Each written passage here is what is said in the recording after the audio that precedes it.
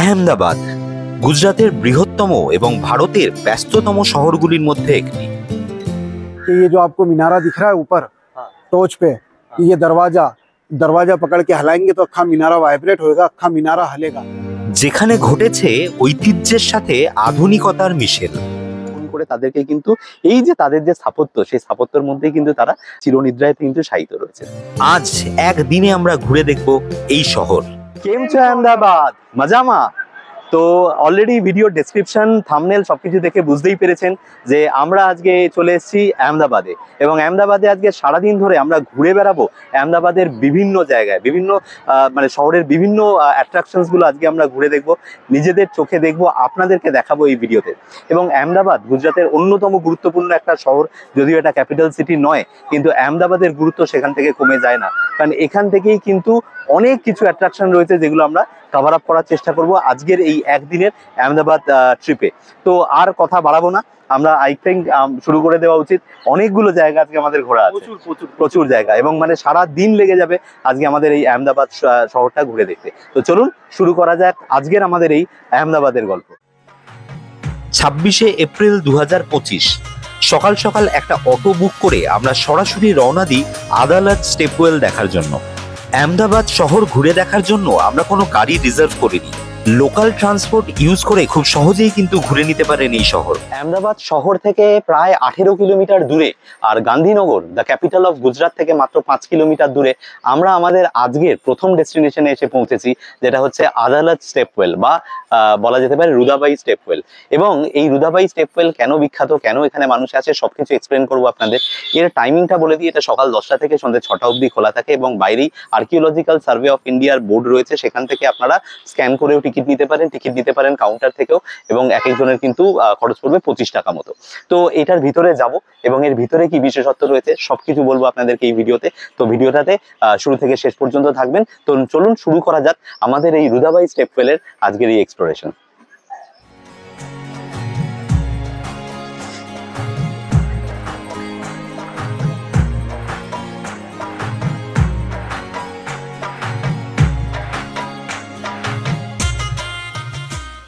আমরা এখন রয়েছি আদালত স্টেপওয়েলের ভিতরে, এবং এই স্টেপওয়েলটা মোটামুটি প্রায় 48 থেকে 50টা মতো সিঁড়ি, যেখানে একদম যে 5টা স্টেপ রয়েছে, একদম লাস্ট যে স্টেপটা রয়েছে সেখানে গেলেই মূলত জলটা দেখতে পাওয়া যায়। এবং এই আদালত স্টেপওয়েল কিন্তু স্থানীয় মানুষদের কাছে রুদাবাই স্টেপওয়েল নামেও পরিচিত। তো এই রুদাবাই কে ছিলেন না ছিলেন সমস্ত কিছু আপনাদেরকে বলবো এই ভিডিওতে। এবং এখানকার যে আর্কিটেকচার, যে স্থাপত্য, সেটা কিন্তু চোখে পড়ার মতো, মানে অসাধারণ কাজ রয়েছে এখানে কিছু স্যান্ডস্টোনের, এবং প্রত্যেকটা যে এখানে যে কারুকার্যগুলো করা রয়েছে সেগুলো কিন্তু অসম্ভব সুন্দর দেখতে। পুরো এই ভেতরে স্টেপওয়েলের ভিতরটা আপনাদেরকে ঘুরিয়ে দেখাবো, এবং তারপরে আপনাদেরকে এই স্টেপওয়েল সম্পর্কিত যে সমস্ত মিথগুলো রয়েছে, যে সমস্ত ঘটনাগুলো রয়েছে, সবকিছু বলবো আপনাদেরকে এই ভিডিওতে। এই 5তলা আয়তকার স্টেপওয়েলটি মারুগুর্জর স্থাপত্য শৈলীর উপর ভিত্তি করে তৈরি করা, যেখানে ইসলামিক ধাঁচেরও প্রভাব লক্ষ্য করা যায়। এটি দক্ষিণ থেকে উত্তরে বিস্তৃত। দক্ষিণ প্রান্ত থেকে 3টে প্রবেশপথ বর্গাকার আকৃতিতে প্রথম তলায় নেমে আসে। স্টেপওয়েলটিতে বেশ কয়েকটি উল্লেখযোগ্য ভাস্কর্যও দেখতে পাওয়া যায়, যার মধ্যে নবগ্রহ এবং ডমরু সহ ভৈরবের মূর্তিটি অন্যতম। স্টেপওয়েলটির শেষ ভাগে আজও কিন্তু জলের সন্ধান মেলে। সেই জল কতটা ব্যবহারযোগ্য জানি না, তবে প্রচুর মাছ সেখানে দেখতে পাওয়া যায়। 1498 খ্রিস্টাব্দে বাঘেলা সাম্রাজ্যের রাজা রণবীর সিং এখানে মূলত এই কুয়োটা খনন করা শুরু করেন, এবং সেই সময় এই পার্টিকুলার গুজরাট অঞ্চলের মধ্যেই প্রায় এই রকমই 120টা এরকম কুয়োর সন্ধান পাওয়া যায়। এবং এই কুয়োর কিন্তু ইতিহাস এর আগেও আমাদের ভারতবর্ষে রয়েছে। যখন আমরা মোটামুটি আমরা হরপ্পা মহেঞ্জোদড়োর কথা বলি, শুনতে পাই আর কি, ইতিহাস পড়ি, বা আমরা যখন এখানে বিভিন্ন ধরনের ইন্দাস ভ্যালি সিভিলাইজেশনের কথা শুনি, তখন থেকেই কিন্তু এই ধরনের পাতকুয়া খননের কিন্তু ইতিহাস আমার ভারতবর্ষে রয়েছে, specially in the western part of India. এবং এটা কিন্তু আপ টু কন্টিনিউ করেছে টিল পাকিস্তানেও এরকম অনেক ইতিহাস পাওয়া যায় এই ধরনের পাতকুয়া খননের।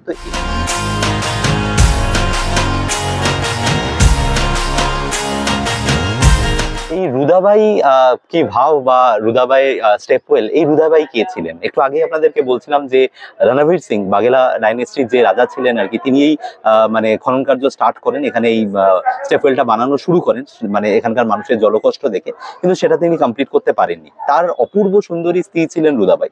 এবং এই যুদ্ধে যখন মানে রণবীর সিং হেরে যান আর কি মোহাম্মদ বেগদির কাছে, তো সেই মোহাম্মদ বেগদি কিন্তু ইনি হচ্ছেন ইসলামিক রুলার, এবং এর পাশে নেবারিং একটা স্টেট তার ছিল, এবং সে কিন্তু এই জায়গাটা দখল করেন, এবং দখল করার পরে তিনি কিন্তু রুদাবাইকে বিয়ের প্রস্তাব দেন। রুদাবাই ছিলেন অসম্ভব সুন্দরী। রুদাবাই সেই বিয়ের প্রস্তাব ইনিশিয়ালি কিন্তু স্বীকারও করে, কিন্তু এইখানেই আসল গল্পটা লুকিয়ে রয়েছে। সেটা হচ্ছে রুদাবাই মানে কেন তার নামে এই স্টেপওয়েলটা আজকে হয়েছে। রুদাবাই বিয়ের জন্য সম্মতি জ্ঞাপন করেন এবং শর্ত রাখেন যে এই স্টেপওয়েলটা কিন্তু সেই মোহাম্মদী ব্যক্তিকে কিন্তু এটাকে কমপ্লিট করতে হবে। তিনি কিন্তু রুদাবাইয়ের এই রিকোয়েস্টটা রেখেছিলেন, এবং এখানে এই পুরো স্টেপওয়েলের কাজটা কিন্তু কমপ্লিট হয়। এবং 6 জন যে মিস্ত্রি, যারা রাজমিস্ত্রি, যারা এই খনন কার্য কমপ্লিট করেছিলেন, তাদের সাথেও ঘটে একটা মর্মান্তিক ঘটনা, সেটা আপনাদেরকে দেখাবো এরপরে। কিন্তু মজা হচ্ছে এখানে এই যে এই স্টেপওয়েলের কাজটা কমপ্লিট হওয়ার পরে যখন মোহাম্মদ বেগদি রুদাবাইকে গিয়ে বিয়ের প্রস্তাব দেন যে এবার তুমি তাহলে বিয়ে করো অ্যাজ পার দ্য কমিটমেন্ট, কিন্তু রুদাবাই সেই বিয়ে নাকচ করে দেন, এবং এই স্টেপওয়েলের মধ্যেই কিন্তু তিনি আত্মাহুতি দেন, মানে এই জলেই কিন্তু তিনি ডুবে মারা যান। তো এইরকম মানে অদ্ভুত একটা গল্প, মানে যেটা নিয়ে সিনেমা হতে পারে, এরকম একটা গল্প কিন্তু লুকিয়ে রয়েছে এই আদালত স্টেপওয়েলের মধ্যে, যে কারণে বহু মানুষ কিন্তু, বহু পর্যটক এখানে আসেন এটা দেখার জন্য। এইবার আপনাদেরকে খুব ইন্টারেস্টিং, আমি একবার রাজাকে বলবো আমার সাথে ফলো করতে, দেখাবো যে সেই যে 6 জন রাজমিস্ত্রি যে এই জিনিসটা তৈরি করেছিলেন, তিনি কি করেছিলেন তাদের সাথে, তো সেটা আপনাদেরকে দেখাবো। একবার আসুন।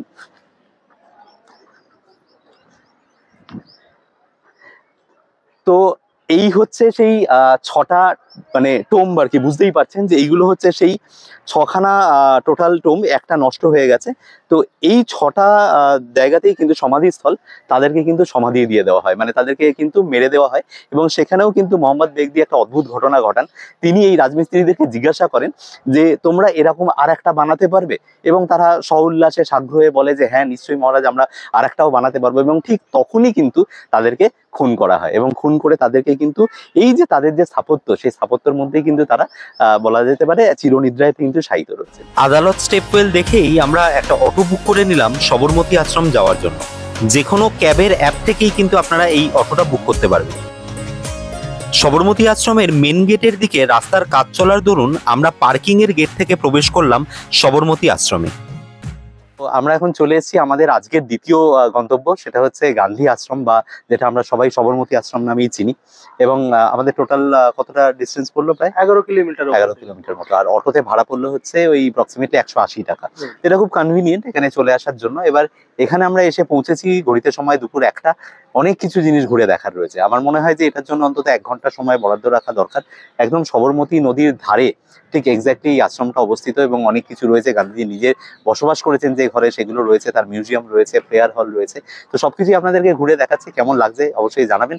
তো চলুন পুরোটা ঘুরিয়ে দেখাই। এবং এখান থেকে আমরা কিন্তু নদীর এপারে রয়েছি, এরপরে কিন্তু আমরা যাবো নদীর ওপারে যে সমস্ত অ্যাট্রাকশন গুলো রয়েছে সেগুলো এক্সপ্লোর করার জন্য। তো চলুন ঘুরিয়ে দেখাই সবরমতী আশ্রম।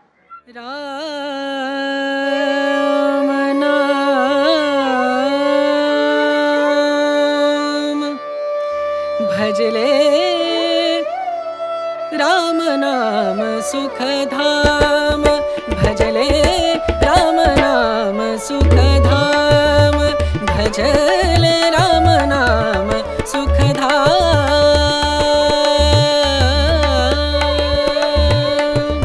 तेरा पूरन हो सब काम, तेरा पूरन हो सब काम, भजले राम नाम सुख धाम।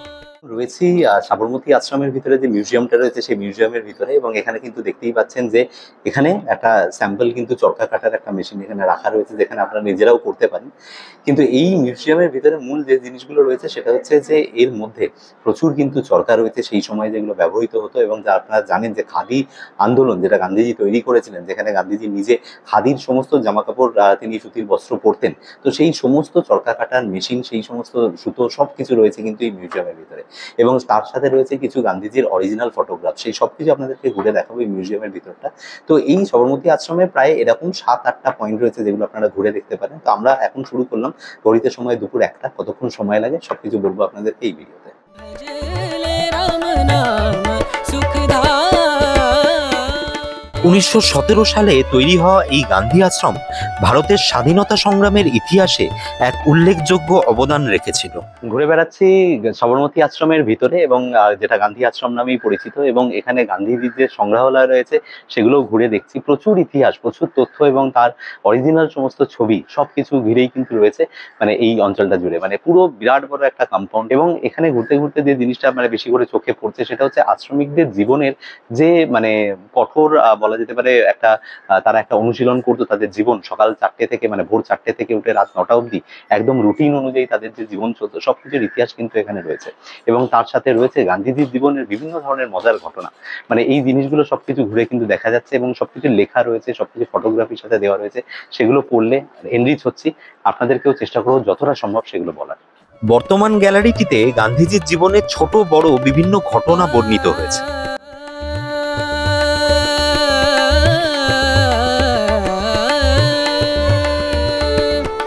संत समागम, संत समागम, संत समागम, संत समागम करे निरंतर, संत समागम करे निरंतर, जग से हो उपराय, जग से हो उपराय।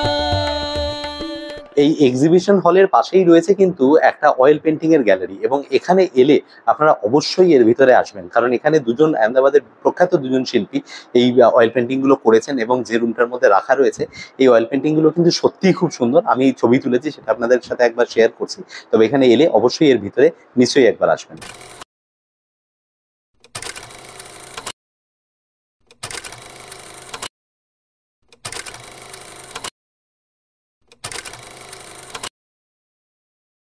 গান্ধী আশ্রমের মধ্যে ঠিক যে জায়গাটা আমরা এখন দাঁড়িয়ে রয়েছি আর পিছনে যে কুঠিরটা দেখতে পাওয়া যাচ্ছে এটাকে বলা হয় বিনোবা কুঠির, এবং এই বিনোবা কুঠির পরবর্তীকালে নাম হয় মীরা কুঠির। কি তার ইতিহাস সবকিছু বলবো, ভেতরটাও ঘুরে দেখাবো এই ঘরটা। সেটা হচ্ছে যে আপনারা প্রত্যেকেই জানেন যে গান্ধীজির একনিষ্ঠ আর কি কর্মী, তার মানে সারা জীবন তার মানে ছায়াসঙ্গী থেকেছেন বিনোবা ভাবে, একজন অসম্ভব ভালো সংস্কৃত স্কলার।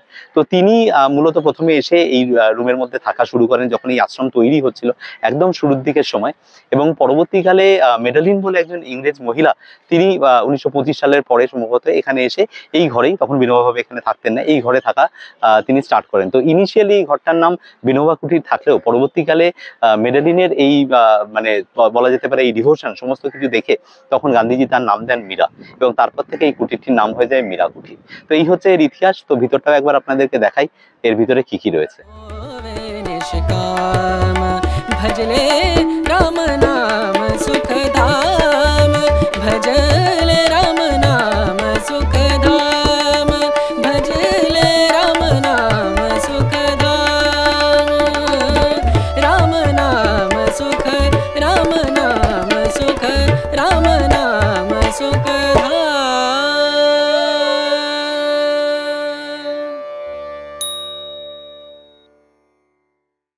এই পিছনে ঠিক যে কুঠিরটা দেখতে পাওয়া যাচ্ছে এটাই হচ্ছে গান্ধীজির নিজস্ব ঘর।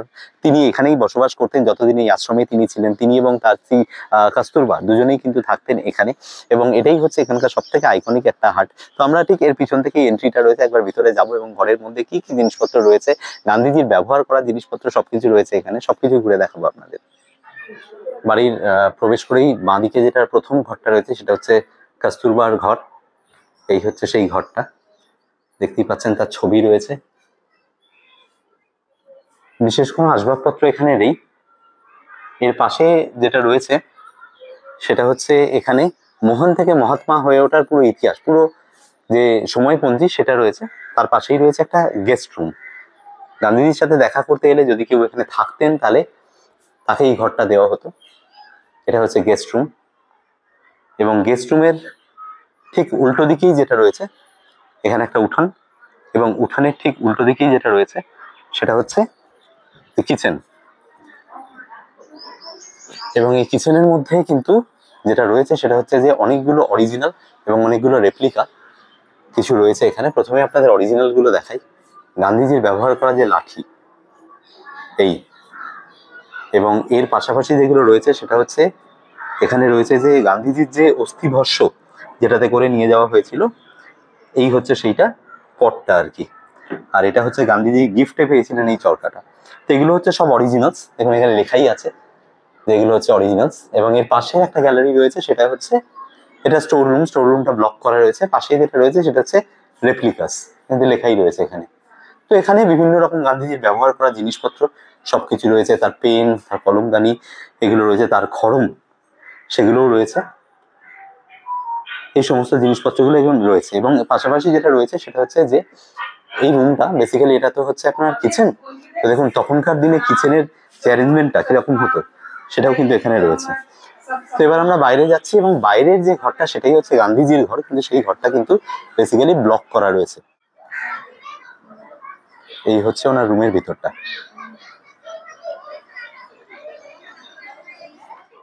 এবং গান্ধীজির এই ঘরের ভিতরেই কিন্তু যেটা খুব ইম্পর্টেন্ট বিষয় সেটা হচ্ছে যে দেশ বিদেশ থেকে মানে বিভিন্ন দেশের সমস্ত ডিপ্লোম্যাট, সেখানকার রাজনৈতিক নেতা, সমস্ত বড় বড় মানুষজনেরা কিন্তু আসতেন এবং সেখানে কিন্তু বলা যেতে পারে যে নতজানু হয়ে গান্ধীজির সামনে বসতেন মাটিতে। এবং গান্ধীজি দেখতেই পেরেছেন যে এখানে একটা চরকা নিয়ে সবসময় বসে থাকতেন। তো সেখানে বসেই কিন্তু মানে দেশ বিদেশের বিভিন্ন ইম্পর্টেন্ট বিষয়গুলো নিয়ে কিন্তু উনি আলোচনা করতেন। তো ভীষণ ইন্টারেস্টিং, ভীষণ ফ্যাসিনেটিং লাগছে এবং খুব শিহরিত লাগছে এরকম একটা ঐতিহাসিক জায়গায় ঘুরতে। এবং সব থেকে বড় কথা, এই আশ্রম থেকেই কিন্তু গান্ধীজি শুরু করেছিলেন তার ডান্ডি অভিযান। সেই ইতিহাস আপনারা প্রত্যেকেই জানেন, সেগুলো আলাদা করে বলার কিছু নেই। তো এবার আমরা এক্সিটের দিকে যাব, আর বাকি কিছু কিছু জায়গা রয়েছে সেগুলো আপনাদেরকে ঘুরিয়ে দেখাবো। কেমন লাগছে আপনাদের কমেন্টে জানাতে ভুলবেন না। এবং বলা বাহুল্য যে 12ই মার্চ 1930 খ্রিস্টাব্দে গান্ধীজি এখান থেকেই শুরু করেছিলেন লবণ সত্যাগ্রহ আন্দোলন।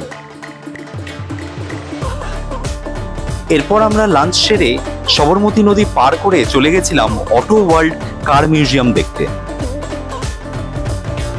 আহমেদাবাদ সিটি ট্যুর চলছে আর এখন ঘড়িতে সময় মোটামুটি 3:45। আমরা এসে পৌঁছলাম যে জায়গাটা, সেই জায়গাটার নাম হচ্ছে অটো ওয়ার্ল্ড ভিনটেজ কার মিউজিয়াম। এবং এখানে প্রবেশ করার জন্য আমাদেরকে আলাদা করে টিকিট নিতে হবে। টিকিট হচ্ছে 100 টাকা পার হেড, এবং মোবাইল ক্যামেরায় যদি ফটোগ্রাফি করতে হয় তার জন্য আরও 100 টাকা চার্জ দিতে হবে। ভেতরে ভিডিওগ্রাফি সেই অর্থে অ্যালাউড নয়, সেই কারণে আমরা বাইরে দিয়েই ভিডিওটা করছি। এবং এর ভিতরে মানে যেটা খুব ইন্টারেস্টিংলি সেটা হচ্ছে যে প্রাণলাল ভোগিলাল ব্যক্তিগত উদ্যোগে, একজন মানে মানুষ ব্যক্তিগত উদ্যোগে সে প্রচুর ভিনটেজ এবং ক্লাসিক গাড়ি এখানে কিন্তু মানে তিনি একটা সংগ্রহ করেন এবং সেইগুলোর একটা সংগ্রহালয় এখানে তিনি তৈরি করেন। পোস্ট কলোনিয়াল মানে পিরিয়ডে আমাদের ভারতবর্ষে বহু এরকম রাজারা মানে যারা ছিলেন আর কি, তারা নিজেদের গাড়ি প্রচুর ডোনেট করেছেন, প্রচুর গাড়ি তিনি সংগ্রহে আনেন, তিনি কিনে নেন। এইভাবে তার এই মিউজিয়ামটা তৈরি হয়। প্রায় 112টা এই ধরনের গাড়ি কিন্তু ভিতরে রয়েছে, যেগুলো আমরা দেখব। এবং মোস্ট ইম্পর্টেন্টলি যে ভারতবর্ষে কিন্তু 1940 সালের আগে তৈরি হওয়া যে কোনো গাড়িকে ভিনটেজ গাড়ি হিসেবে চিহ্নিত করা হয়। এবং 1940 থেকে 70 এই পিরিয়ডের মধ্যে যদি কোনো গাড়ি তৈরি হয়ে থাকে তাহলে সেটাকে বলা হয় কিন্তু ক্লাসিক কার। তো এই ক্লাসিক এবং ভিনটেজ এই দু ধরনেরই গাড়ি কিন্তু এখানে প্রচুর পরিমাণে রয়েছে। তো সেগুলো সব কিছু দেখাবো আপনাদের, কিন্তু পুরোটা হয়তো ভিডিও করতে পারবো না, খানিকটা হয়তো দেখাবো, খানিকটা হয়তো আমরা স্টিল ফটোগ্রাফ নেব, সমস্ত কিছু মিলিয়ে আপনাদের ঘুরিয়ে দেখাবো এই জায়গাটা। ইতিহাস বলে গাড়ি কেবলমাত্র একটি মানুষের যানবাহনের মাধ্যম নয়, গাড়ি একটি মানুষের ওয়েলথ, পাওয়ার এবং স্টাইলের সিম্বলও বটে। তার সংগ্রহের বেন্টলে, মার্সিডিজ, ফিটন এই সমস্ত গাড়িগুলো তাক লাগানোর মতো। এমনকি তার সংগ্রহে রয়েছে একটি শতাব্দী প্রাচীন অ্যাম্বুলেন্সও।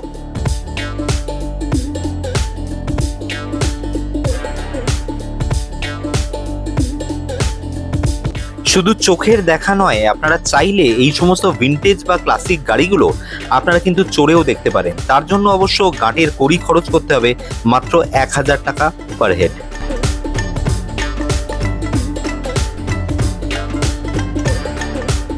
ব্যক্তিগত সংগ্রহে গাড়ির পাশাপাশি প্রাণলাল ভোগিলালের এস্টেটের ময়ূরের সংখ্যাও নেহাত কম নয়।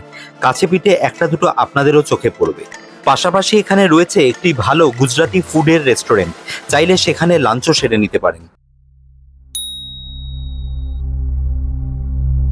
এবার আমরা এসে পৌঁছলাম আহমেদাবাদের ওল্ড সিটিতে। এখানে আমরা প্রথমেই দেখব সিদ্দি বসিরের মস্ক এবং সাথে বিবিজি কা মাকবারা। তবে এই মস্কটি ঝুলতা মিনার নামেই অধিক পরিচিত। আহমদ শাহ বাদশার একজন ভৃত্য সিদ্দি বসির এই মস্কটি তৈরি করেন 1452 খ্রিস্টাব্দে। আমরা এখন এসে পৌঁছেছি ঝুলতা মিনার দেখার জন্য। তো আমরা যেখানে ছিলাম কারওয়াল থেকে, সেখান থেকে মোটামুটি ওই 7-8 কিলোমিটার ডিস্টেন্স ঝুলতা মিনার। এটা বেসিক্যালি ওল্ড আহমেদাবাদ সিটির মধ্যে পড়ে। হয় এই দুটো মিনার যে দুটো রয়েছে বর্তমানে, এখনো যে দুটো বেঁচে রয়েছে, এই দুটো মিনারের মধ্যে যদি কম্পন হয়, একটাতে কম্পন হলে দ্বিতীয়টা অনুভব করে, এবং মাঝখানের যে স্ট্রাকচারটা, সেই স্ট্রাকচারটা কিন্তু একেবারে নিথর থাকে। এবং গুজরাটে যে ভয়াবহ ভূমিকম্প হয়েছিল, সেই ভূমিকম্পের সময়ও কিন্তু তার কিন্তু বলা যেতে পারে যে একটা আগাম জানান কিন্তু এই মিনার দুটি দিয়েছিল। এরকম অনেক কিছু রয়েছে এখানে, তবে এইটা আমি বলবো না। এখানকার ইতিহাস বলার জন্য এখানে স্থানীয় একজন মানুষকে আমরা পেয়েছি, এবং সেই কিন্তু পুরোটাই আপনাদেরকে এক্সপ্লেন করবে। ভিডিওটা একটু বড় হতে পারে এই জায়গাটা, এই পোর্শনটা, প্লিজ শেষ পর্যন্ত দেখবেন। কথা দিচ্ছি অসাধারণ লাগবে। जी थोड़ा अपना परिचय दीजिए। जी, मेरा नाम आमिर है और मैं यहाँ का नमाजी हूँ। क्या यहाँ के अमुक टाइम नायब इमाम नहीं होते तो यहाँ पर अजान भी मैं दे देता हूँ। अच्छा। क्या यहाँ की देखभाल देख रखाई सब हम करते हैं। अच्छा। इसका ओरिजिनल नाम है बीबी जी की मस्जिद, लेकिन मीनारे हलने की जो करामात पैदा हुई है उससे पूरे वर्ल्ड में इसका नाम झुलता मीनारा पड़ गया है। झुलता मीनारा बीबी जी की मस्जिद। आपका ओरिजिनल नाम है मखदूम जहां। अहमद शाह बादशाह की मम्मी का ओरिजिनल नाम था मखदूम जहां, लेकिन आपको अक्खा शहर बीबी जी बोलता था, तो वही पेट नेम से ये मस्जिद तामीर हुई है। इसका ओरिजिनल नाम है बीबी जी की मस्जिद। इसको 584 बरस हो गए, 584 ईयर्स इसको बन के हो गए, और इसको 24 साल लगे थे बनने में। 24 साल में ये मस्जिद बन के तैयार हुई थी। ये सामने उनकी अम्मा का मकबरा है, ये इनका रोजा है, उनके वजह से ये मस्जिद यहाँ तामीर हुई थी। क्या ये मस्जिद की ओरिजिनल खासियत ये है कि ये जो आपको मीनारा दिख रहा है ऊपर टोच पे, ये दरवाजा पकड़ के हिलाएंगे तो अक्खा मीनारा वाइब्रेट होएगा, अक्खा मीनारा हलेगा, और आप खुद बोलोगे कि भैया रोक दे, मेरे को पता चल गया कि ये हल रहा है, क्योंकि फर्स्ट टाइम में आदमी डर जाता है। क्या लेकिन जब कुतुब मीनार के अंदर दिल्ली में से कुतुब मीनार के ऊपर से जब 14 बच्चे एक्सपायर हुए, तो गवर्नमेंट ने हेरिटेज के अंदर जो भी बड़ी इमारत आती है उसको बंद कर दिया है। क्या ऊपर जाना मना है। ये देखिए, ये इसकी खासियत ये थी कि एक मीनारा हलाओ तो दूसरा मीनारा हलता था। क्या लेकिन जब हिंदुस्तान के ऊपर ईस्ट इंडिया कंपनी राज करती थी, अंग्रेज हुकूमत, तो उन्होंने बोला कि एक मीनारा हलाओ दूसरा मीनारा हलता है। बोले इसके अंदर स्प्रिंग है। अंग्रेजों ने बोला इसके अंदर स्प्रिंग है, बोले इसको काटो तो अंदर से स्प्रिंग निकलेगी। तो ये जो आधा मीनारा दिख रहा है आपको, ये अंग्रेजों ने तोड़ा है, ईस्ट इंडिया कंपनी ने। इसको थोड़ा थोड़ा करते करते ईस्ट इंडिया कंपनी ने इसको पूरा यानी आधा कर दिया। जब उन्होंने देखा ना अंदर से कोई स्प्रिंग निकली ना कुछ वस्तु निकली, तो वो लोग भी देख के हैरान हो गए कि साला ये तो हकीकत में कुदरत ही है कि एक हलाओ दूसरा हलता है। तो बोले अब कर तो दिया है, क्या करेंगे। तो बोले जो इसके अच्छे पत्थर थे डिजाइन वाले, वो अपने साथ इंग्लैंड ले लो रिसर्च के लिए। तो वो लोग अपने साथ इंग्लैंड ले गए रिसर्च के लिए, तो उसका कुछ आज तक अता पता नहीं है। लेकिन जो बाहर से जो इंग्लैंड से टूरिस्ट आते हैं और हम उनको गाइड करते हैं, और तो वो बताते हैं कि इसके अमुक पत्थर इंग्लैंड के म्यूजियम में रखे हुए हैं, और वहाँ लिखा हुआ है झुलता मीनारा बीबी जी की मस्जिद अहमदाबाद इंडिया। क्या ये गुजरात में आपने सुना होगा भूकंप आया था 2001 में। हाँ। तो ये फर्स्ट फ्लोर और सेकंड फ्लोर गिर गया था। देखिए ये ऊपर आ जाइए।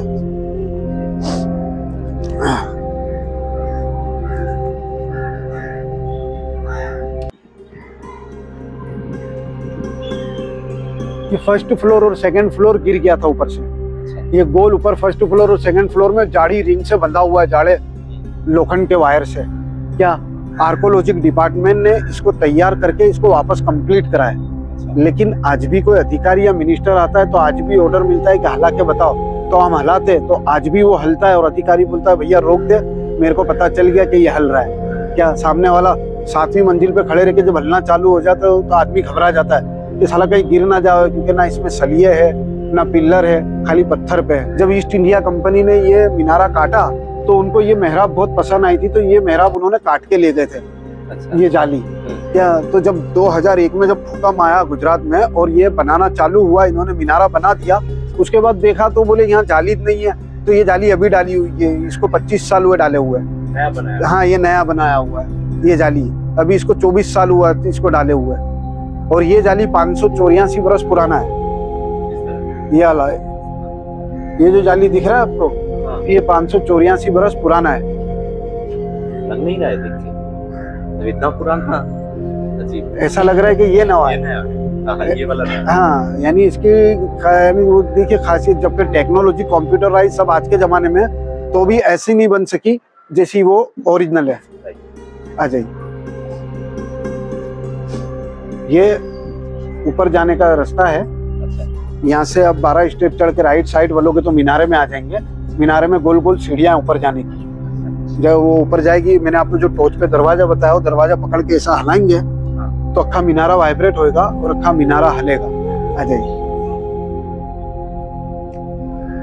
ये मस्जिद के 154 पिलर है, 154। इसकी खासियत ये है कि आप बीच स्टेट में से खड़े रह के देखो या क्रॉस में से देखो या स्टेट में से देखो, आपको एक ही पिलर दिखेगा, पीछे वाला पिलर नजर ही नहीं आएगा। कहीं से भी देखिए आप।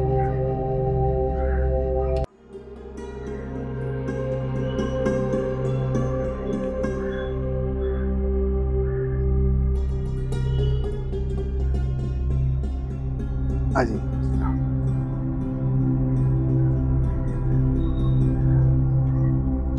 इस तरफ से आएंगे, इस तरफ से।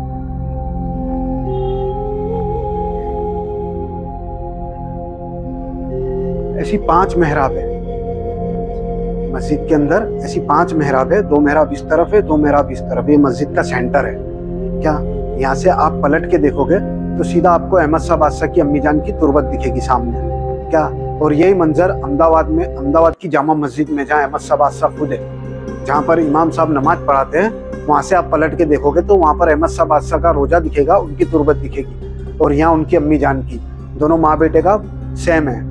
बहुत माइंडेड और बहुत दिमाग वाले लोग आते तो वो देख के बोलते हैं यार ये लकड़ा लग रही है, क्या ये ऊट लग रही है, लेकिन आप टच करो इसको तो ये पत्थर है टोटल।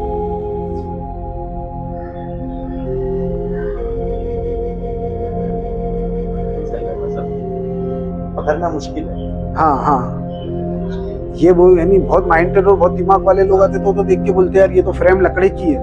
क्या, लेकिन जब वो टच करते और हाथ लगाते तो उनको पता चलता है कि ये तो साला हकीकत में पत्थर है। ऐसा क्वालिटी का पत्थर कि मतलब अभी मिल रहा है, मुश्किल है, पॉसिबल। ये दूसरी मेहराब है। क्या, ये सेकंड मेहराब है। अहमद शाह बादशाह ने बोला जो अपने हुनर में माहिर है वो बनाओ, तो उन्होंने देखिए ये छोटे छोटे गुलाब के फूल बना दिए उन्होंने पत्थरों के अंदर। किसी के अंदर बड़ा सनराइजिंग बना दिया, किसी के अंदर कलश चिराग बना दिया। वो अपनी अपनी हुनर का अच्छे से अच्छा प्रदर्शन करा। अहमद शाह बादशाह ने बोला जो अपने हुनर में माहिर है वो बनाओ, तो उन्होंने अपनी कारकिर्दी बताई। आ जाइए, इस तरह मेहराब के अंदर उन्होंने इस तरह का काम करा है कि ये मेहराब के अंदर उन्होंने छोटे छोटे होल बना दिए पत्थरों के अंदर।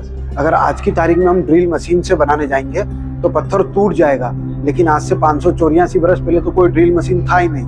थोड़ा करीब आ जाइए, ये देखिए, ये देखिए। अरे बाप रे बाप।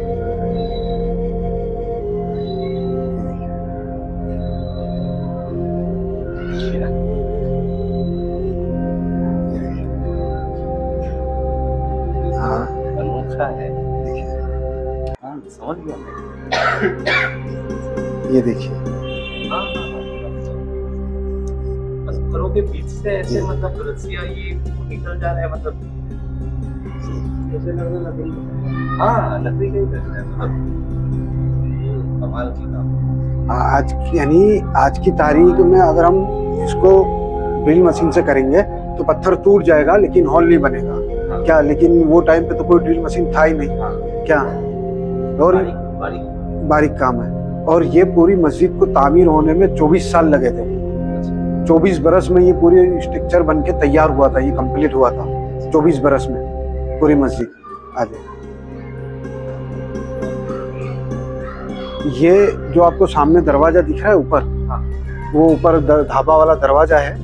वहां से अहमद शाह बादशाह के घराने से लेडी से आती थी नमाज पढ़ने, तो वो पीछे के गुप्त रास्ते से आती थी और वो ऊपर के दरवाजे से आती थी और वहीं से वापस चली जाती थी। क्या, यहाँ ऊपर सब ब्लैक कलर के पर्दे लगे हुए थे ताकि ऊपर से कोई नीचे ना देख सके और नीचे से कोई ऊपर ना देख सके। लेकिन आज की तारीख में लेडीज जमात के साथ अलाउ नहीं है। क्या, अगर लेडीज की नमाज पढ़नी है तो अकेले आके अपनी नमाज अदा कर सकती है, लेकिन जब आपने देखा कि इमाम साहब ने अभी नमाज पढ़ाई तो वो टाइम पे लेडीज नमाज नहीं पढ़ सकती। आ जाए, मैं आपको जो मेहराब बताने जा रहा हूँ वो मेहराब को आप टच करोगे या हाथ लगाओगे तो आपको ऐसा लगेगा कि इसके अंदर कुछ तांबा या पीतल मिक्स है या पॉलिश की हुई है, लेकिन ऐसा कुछ नहीं है। क्या, आ जाइए। हाँ, ये आप टच कीजिए इधर।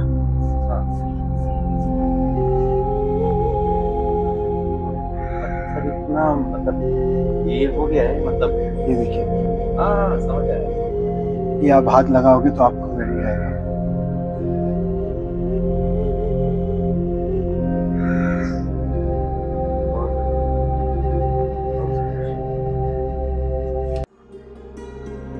अजय इसमें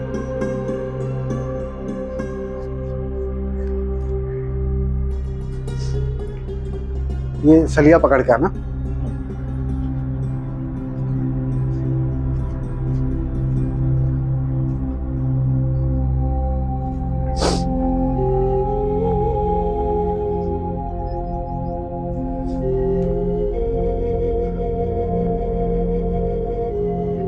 आप बोल रहे थे जो गेट जो है, ये गेट है वो। इधर खड़े हो जाइए आप और इस तरफ देखोगे आप तो आपको सीढ़ियां नजर आएगी।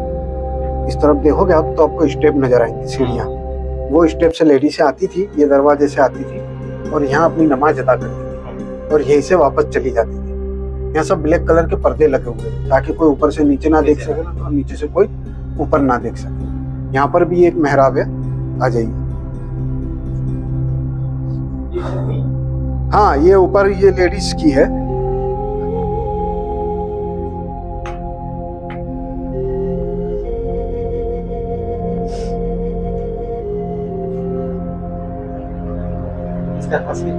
ये बताया गया है कि यहाँ पर अहमद शाह बादशाह की मम्मी और उनकी घर से जो उनकी वाइफ और रानी साहिबा, वो दोनों बैठ के यहाँ इबादत करते थे।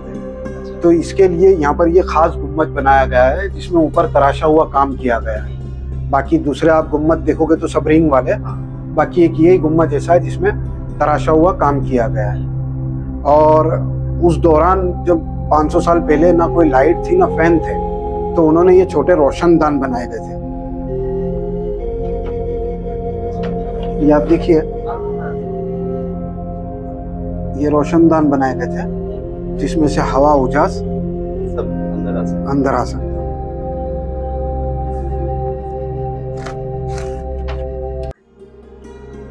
और यहाँ पे भी पिलर का सिस्टम वो ये कि आप यहाँ से खड़े रह के देखोगे तो नीचे वाला भी पिलर आपको नहीं दिखेगा। हाँ, आप यहाँ से खड़े होकर देखिए स्टेट में से, तो आपको नीचे वाला पिलर भी नहीं दिखेगा।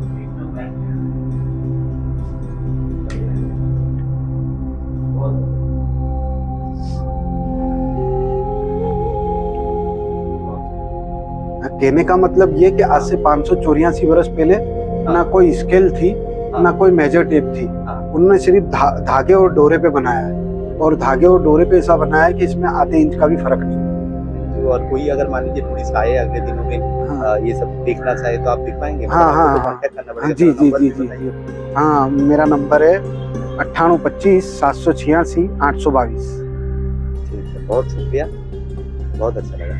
ঝুলতা মিনার দেখে দুচোখ ভরা বিস্ময় নিয়ে আমরা চলে গেলাম কাঙ্কারিয়া লেক দেখার জন্য, যেখানে প্রবেশ মূল্য 10 টাকা মাথা পিছু।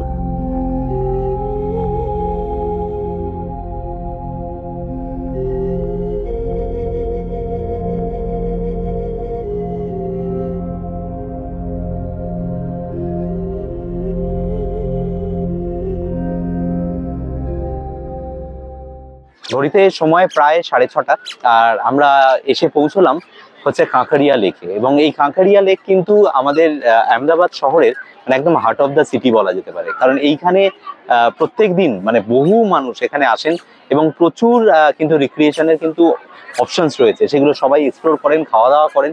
আর আজকে শনিবার উইকেন্ডস এবং সেই কারণের জন্য কিন্তু প্রচুর মানুষের ভিড় এখানে। তো আমরা ঘুরিয়ে বেড়াচ্ছি কাঁকড়িয়া লেকের চারিপাশটা। খাবার দাবার এক্সপ্লোর করছি, জায়গাটা দেখছি, এবং অসাধারণ একটা সূর্যাস্ত আমরা একটু আগেই দেখলাম, মানে এখনো ইনফ্যাক্ট সূর্য ডুবছে।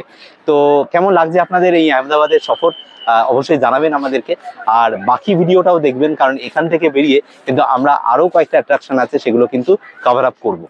কাঙ্কারিয়া লেক মূলত আহমেদাবাদ শহরের সিটিজেন্স পার্ক। এখানে রয়েছে বাচ্চাদের জন্য জু, এছাড়াও বড়রা এনজয় করতে পারবেন স্পিড বোট কিংবা জেট স্কি। সপরিবারে চড়ে নিতে পারেন টয় ট্রেন। বড়দের জন্য মাথাপিছু খরচ পড়বে 30 টাকা এবং ছোটদের জন্য 12 টাকা। অনেক হাঁটাহাঁটির পরে আমরা এখন দুটো সফটি কিনে বসেছি আর কি লেকের ধারে।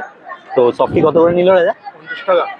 এক্সপেন্সিভ, মানে 50 টাকা হিসেবে কতটা টেস্টি? 50 টাকা তো জিনিস হবে, তৃপ্তি হবে। আজকে আমরা সকাল থেকে যা গরম পেয়েছি, আর টু বি ভেরি অনেস্ট, মানে আমার যেটা মনে হয় যে আহমেদাবাদ বা গুজরাটে ঘোরার জন্য বেস্ট টাইম কিন্তু উইন্টার। মানে গরমে ঘোরার জন্য একেবারেই ঠিক নয়।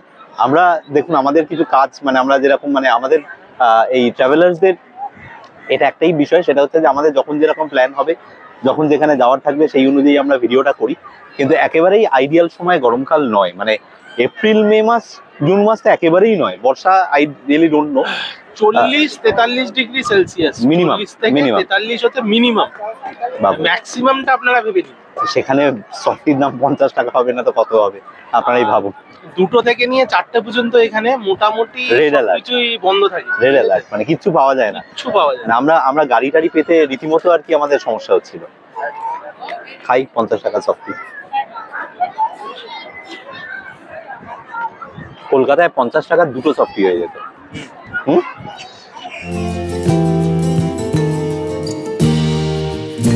আর এখন আমরা এসে পৌঁছেছি আহমেদাবাদ শহরের সব থেকে ব্যস্ততম একটা জায়গায়, সেটা হচ্ছে কিন্তু সিদ্দি সৈয়দ মস্ক। মানে এই জায়গাটা এত ক্রাউডেড এবং এত বিজি, মানে চারিদিকে কিন্তু গাড়ি চলছে এবং আমরা ঠিক রাস্তার মাঝখানে দাঁড়িয়ে ভিডিও করছি। পিছনেই রয়েছে দ্য হেরিটেজ হোটেল, আর এইদিকেই হচ্ছে সিদ্দি সৈয়দ মস্ক, যেটা কিন্তু স্থানীয় মানুষদের ভাষায় যেটাকে ওরা বলে হচ্ছে সিদ্দি সৈয়দ কি জালি। তো সেই সিদ্দি সৈয়দ কি জালি এটাই দেখতে যাব। এবং এই যে জালি, এই যে এর যে কার্ভিংস, এই যে মানে এর যে ডিজাইন, সেই ডিজাইন দিয়ে কিন্তু ইন্সপায়ার্ড আমাদের আহমেদাবাদের কিন্তু সমস্ত মানে বিখ্যাত লোগো, মানে for example I am Ahmedabad, তার লোগো তৈরি হয়েছে কিন্তু এই জালির ডিজাইন দিয়ে। সেই সবকিছু আপনাদেরকে দেখাবো। তো খুব সাবধানে রাস্তা পার হবো এবং হয়ে মস্কের ভিতরে প্রবেশ করবো। সিদ্দি সৈয়দ মস্ক বা সিদ্দি সৈয়দনি জালি। কে ছিলেন এই সিদ্দি সৈয়দ? 1572 কিংবা 73 খ্রিস্টাব্দে যখন প্রথম গুজরাট সালতানাতের থেকে মুঘল বাদশাদের হাতে যায় এই গুজরাটের শাসনভার, তখন তুর্কির জেনারেল রুমি খানের ভৃত্য হিসেবে ভারতবর্ষে আসেন এই সিদ্দি সৈয়দ। পরবর্তীকালে তিনি তৃতীয় সুলতান মাহমুদের আর্মিতেও চাকরি করেন। 1576 খ্রিস্টাব্দে তার মৃত্যু হলে এই মস্কের বাইরেই তৈরি করা হয় তার সমাধি। তবে এটি বিখ্যাত এর সূক্ষ্ম কারুকার্যের জন্য এবং IIM আহমেদাবাদের লোগো এর দ্বারাই ইন্সপায়ার্ড। এরপরে আমরা দেখতে গেছিলাম 2022 সালে নির্মিত অটল ব্রিজ, যেটি দৈর্ঘ্য 980 ফুট এবং প্রস্থ সর্বাধিক 46 ফুট। সবরমতী নদীর উপরে তৈরি এই ফুট ওভারব্রিজটি মূলত পথচারীদের জন্য তৈরি করা এবং এটি তৈরি করতে ব্যয় হয়েছে 74 কোটি টাকা। 2021 সালে প্রাক্তন প্রধানমন্ত্রী শ্রী অটল বিহারী বাজপেয়ীর নামে এটি নামাঙ্কিত করা হয়। এখন আমরা দাঁড়িয়ে রয়েছি অটল ব্রিজের উপরে, এবং এই অটল ব্রিজ আপনারা জানেন যেটা গুজরাটের মানে ট্যুরিজম মানচিত্রের কিন্তু একদম নবতম সংযোজন। এখন এই অটল ব্রিজে আসার জন্য কিন্তু বেস্ট টাইম হচ্ছে কিন্তু ইভিনিং টাইমটা। তবে মাথায় রাখতে হবে এই অটল ব্রিজের এন্ট্রি কিন্তু বন্ধ হয়ে যায় রাত 9টায় এবং আপনারা ঘুরতে পারবেন রাত 9:30 অবধি, কারণ আপনি অটল ব্রিজের উপরে ম্যাক্সিমাম আধ ঘন্টাই থাকতে পারবেন। তো এই অটল ব্রিজে ঘুরে দেখছি এবং এর পাশে রয়েছে একটা গার্ডেন, সেটারও একসাথে একটা কম্বো টিকিট নিয়েছি, 70 টাকা পার হেড টিকিট পড়ে, এবং এই টিকিটটা নিয়ে আপনারা কিন্তু এই দুটো অ্যাট্রাকশনই একসাথে ঘুরে দেখতে পারবেন। তো এই অটল ব্রিজ দেখছিলাম, দেখতে দেখতে আমার মনে পড়ছিল মালয়েশিয়াতে এরকম এক সালোমা ব্রিজ, যেটা আমি অলরেডি ভিডিও করেছি সেই সালোমা ব্রিজের।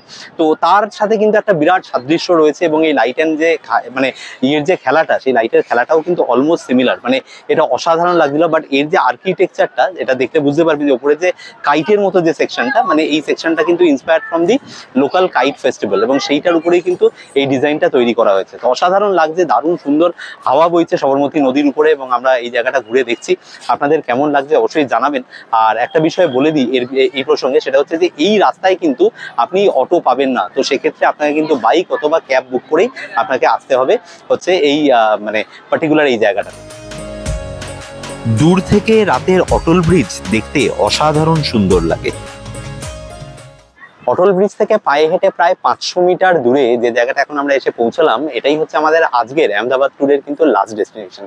এবং বলে না শেষ পাতে মিষ্টি, তো শেষ পাতে মিষ্টির মতো আমরা যে জায়গাটা দাঁড়িয়ে রয়েছি সেটা কিন্তু হচ্ছে একটা অসাধারণ কিন্তু একটা লাইটের গার্ডেন, এবং এটা কিন্তু একটা মানে হাইলাইট বলা যেতে পারে এই অটল ব্রিজ এবং তার তৎসংলগ্ন এই পার্কটা। কারণ এই পার্কের মধ্যে এমন কিছু লাইটিং রয়েছে, এমন কিছু জিনিসপত্র রয়েছে যা দেখে কিন্তু চোখ ধাঁধিয়ে যাচ্ছে। এবং সত্যি কথা বলতে বিভিন্ন ধরনের পশু পাখি, বিভিন্ন ধরনের মানে জিনিসপত্র, গাছ গাছালি সবকিছু কিন্তু পুরোটাই হচ্ছে নিয়ন লাইটে তৈরি। এবং জাস্ট ভাবুন, রাত্রেবেলা এরকম একটা অন্ধকারের মধ্যে নিয়ন লাইটের এই খেলা অপূর্ব সুন্দর দেখতে লাগছে, অসাধারণ দেখতে লাগছে। এবং যারা মানে এখানে আসবেন তারা কিন্তু অবশ্যই এই জায়গাটা আসবেন, highly highly highly highly recommended. দারুণ লাগছে, দারুণ লাগছে। এই পুরো জায়গাটা ঘুরে দেখলাম।